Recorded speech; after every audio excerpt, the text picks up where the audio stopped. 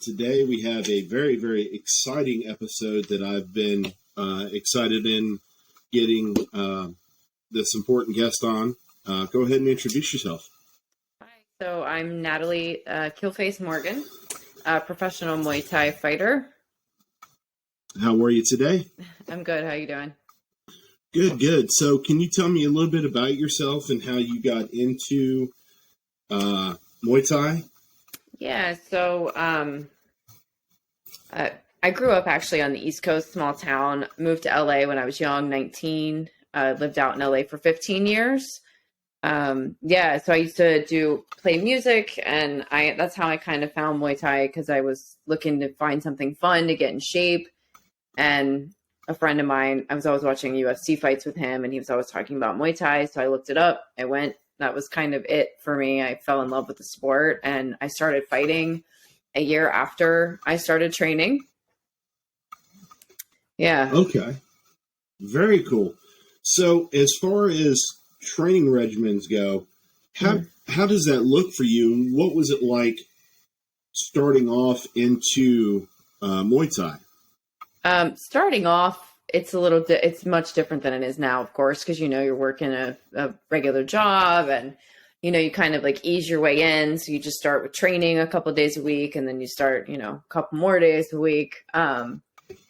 Now, my day kind of looks like, right now I'm not in fight camp, but if I'm in fight camp, run in the morning, 4 to 5 miles, second session, usually 2 hours, pad work, bag work, some sparring, things like that. Sometimes there's a third session in the afternoon. It could be another 2 hours. It depends on where I'm at. If I'm in Thailand, that will be another 2-hour session. If I'm in the States, that's probably only going to be an hour session. Because I do work when I'm here as well. Gotcha. So training in Thailand, is it different than training here? And what is that experience like going to another country? It's different. My first trip was long. I don't think I really knew I kind of knew what to expect. Training in Thailand is, when you go to Thailand, that's what you go there to do. So you're not working. So it makes life a lot easier when you're training. When I'm here, I'm working. I teach privates and do personal training. My cat's behind me. He's going to make an appearance. But yeah, I work when I'm here. So, I can't train 5 hours a day. When you're in Thailand, you're training 5 hours a day. So, you're running in the mornings, you're doing 2 hours-ish in the mornings after your run, and then you're doing another 2 hours-ish in the afternoon training session as well. There's a lot more pad work, I think, in Thailand. You do pad work every session. Whereas here in America, I do more sparring and drills than pad work. So, I still do pad work, but I would say sparring and drills take precedent when I'm in the States. Okay, and for people who don't know, when you say pad work, what exactly are you referring to? So like when someone's holding mitts, pads. With Muay Thai, it's Thai pads. They go all the way down the arm, so you can kick and knee, elbows. So they call combinations. We throw, the combinations that they call for. They usually wear the big belly pads. You can like teep the belly pad, knee the belly pad. Yeah. Gotcha. Yeah. So as far as some of the events that you've done, what is it like getting ready for those, as far as trying to get into the mindset of going out and taking care of business? Every fight is different. I think for me, there's a whole lot of hurry up and waiting for fighting. So it's actually trying to remain like really chill until it's time to turn it on. So that's, for me, is kind of like the thing is I just want to relax. For me, I'll watch a lot of fight movies or like action movies that day. Do a lot of stretching in the morning, like nothing crazy, eat really, really good food. And then, once you start to get to the fight, I start listening to music, start to get a little more, energetic, pumped up. I do a lot of visualization techniques, leading up into the fight, and as well as fight day. A lot of mental training type stuff. So yeah, that's pretty much what I use to kind of get me in the right mind space, headspace. And then for, the physical part, I actually prefer a lot of warm up before my fights so that I don't have a slow start. So I'm a notoriously slow starter. So I want to warm up, I want to start warming up like maybe an hour before I go on. So that's a good transition into my next question. As far as nutrition, what does that look like when you're training versus when you're not training? Oh my God, I'm never hungry when I'm not training. It's so strange. I'm like all the time starving when I'm training when you're training 5 hours a day, I feel like no matter what I eat, I can't get enough food in my body. That's kind of how I feel. So when I'm training, I'm definitely trying to eat a little more salt than I normally would when I'm not training. The diet pretty much stays the same. I try and think my food intake is more of a healthy lifestyle. I found what works for me, my healthy proteins and, healthy fats and vegetables and fruit. But the amount of everything really increases when I'm training for a fight. And then my salt increases a little bit as well. Sometimes I'll even throw in electrolytes if I'm sweating a ton and I'm losing, all those minerals through my sweat. So I'll try and throw those in here and there. Very cool. Yeah, it's interesting to see everybody's training regimen seems to be different, just because you got to do what works for you.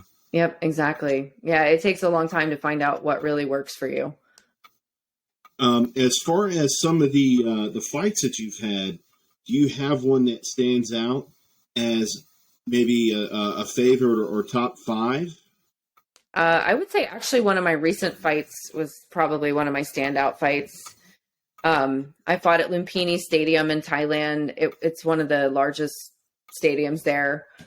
Women weren't allowed to fight there until about 1.5 years ago.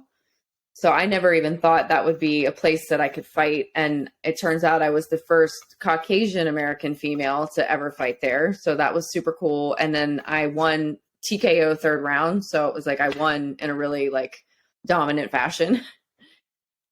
Well, congratulations on that. Yeah, it sounds like breaking down the barrier and, achieving that TKO is always like a double bonus. Yeah. No, that was great. And then I have a famous knockout that, that was probably the knockout of my career.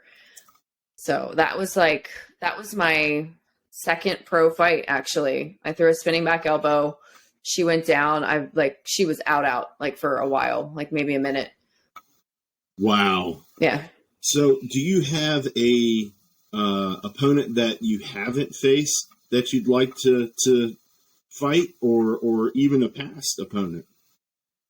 There's still one more. Yeah, there's a girl that I need to get. We have a weird rivalry, I guess, going on. She won the first one, but it was controversial. I won the second one in dominant fashion. So now we need to have that rubber match. So Selena Flores, she knows. We've been trying to make it happen, get that rubber match going. Nice. So as far as, have you fought over here in the States? Yeah. It's just I fought last March here. Okay. So what would you say the difference would be as far as crowd reactions and things like that between here and Thailand? Because I would imagine there's a cultural difference as well. Yeah, I would say crowd reactions are still pretty much the same. But the fight experience is different. It's more normal there. They have fights every day at those stadiums. So, the whole thing is very streamlined, really, really, really easy to just get in, wrap your hands, you go, you're on deck, you fight. It's boom, boom, boom, boom. There's no delays. There's never any problems. Whereas here, there's a lot more hiccups. Gotcha. Yeah. So, do you have anything coming up here in the next couple of months? Not on the books yet. I'm working on some stuff, trying to get something maybe February, March. Okay. Very cool. And I think I found you on Instagram. What other platforms are you on and where can they find you? Everyone can find me on YouTube, Instagram. I'm on Twitter, but I don't do anything on there. I'm also on TikTok, but I don't do anything on there because I'm too old. But it's all at Lady Killface, Facebook too. I have a website, ladykillface.com. It'll take you to all of those places. And as far as some of the events that you've done, would they be able to find them on YouTube or on your website? I've noticed that you have some clips on Instagram. Yeah, no, most of my fights you can find on my YouTube, full fights.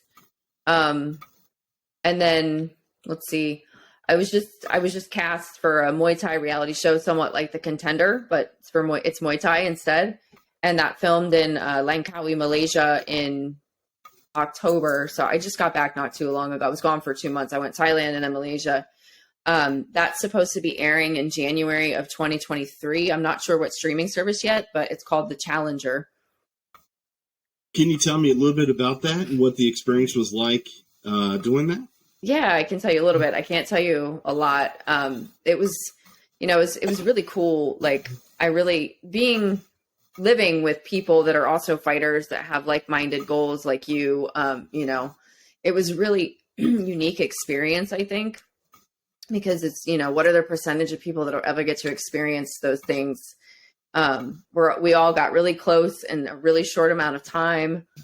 It was kind of strange having to live with the people that you might be fighting. You get to a point where you're like, oh man, I really like her. Like, I kind of hope that I don't have to fight her,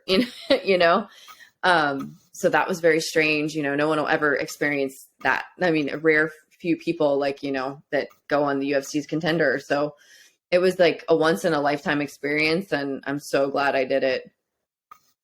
Yeah. And I would be very interested to see what that looks like when it does come out, because I would imagine you get to see, different people from different countries and get them all together and kind of, see what happens. Yeah, I think they would kind of wanted drama, but we kind of all really loved each other. So that we were just like goofing off all the time and just laughing and being goofy and training. I mean, training, obviously we trained a lot, but we trained together too. So we're like training together, like, oh, we might have to fight, in 2 days. We don't know. So where do you see your career in the future? So I've had a pretty lucrative career. It's been almost 12 years now. So yeah, this year is probably going to be my last. Yeah. So I want to finish out on top, get some more good titles under my belt and then call it a day. So how many titles have you won? Oh, let's see. I can't think off the top. It's like 5. It's 5 or 6 or 7. It's between 5 and 7. I can't remember. What was that like winning your first title?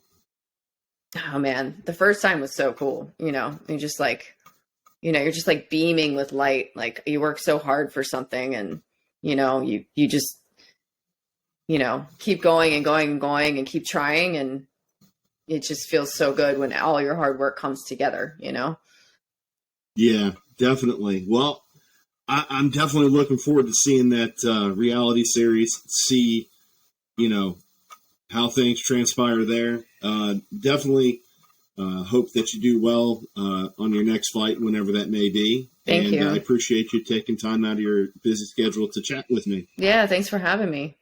Absolutely. I hope you have a good afternoon or evening, and I appreciate your time so much. Yeah, no, thanks for having me. You're welcome. Thank you. Thank you. It was nice to meet you. It was nice to meet you as well. Take care.